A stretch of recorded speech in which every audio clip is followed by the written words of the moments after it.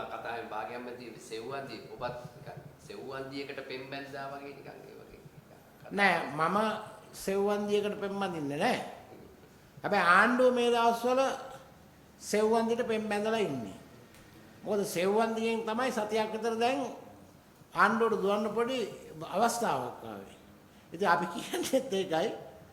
සෙව්වන්දිට පෙම් බැඳකට කමන්නේ ආණ්ඩුව සෙව්වන්දිගේ රෙද්දෙන් ওই තියෙන මේ සියලු ප්‍රශ්න සතියක් වහගෙන ජීවත් වෙලා තව සෙව්වන්දි කෙනෙක් ඊගාව සතිය දාලා රටේ තියෙන සැබෑ ප්‍රශ්න අමතක කරන්න එපා. ආණ්ඩුවේ අර ගඳ ගහන දුර්ගන්ධය සෙව්වන්දිගේ රෙද්දෙන් වහගන්න එපා කියන එකයි අපි කියන්නේ.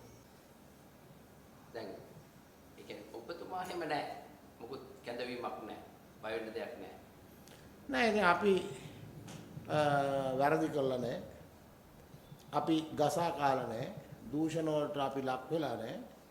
අපිට සල්ලි මලු පිටින් දෙන්න තමන්ගේ ස්ථාවරයන් මාරු කරන්න කියලා අපිට එහෙම ඉල්ලි මොන තරම් ඇවිල්ලා තියෙන වෙලාවල් වල අපි එව්වට යට වෙලා නැහැ.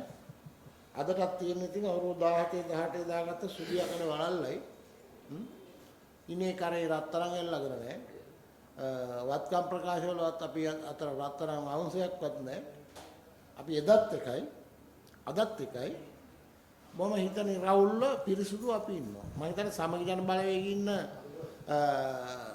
අපේ මහජනනියෝයිතු සියල්ලම එහෙම තමයි.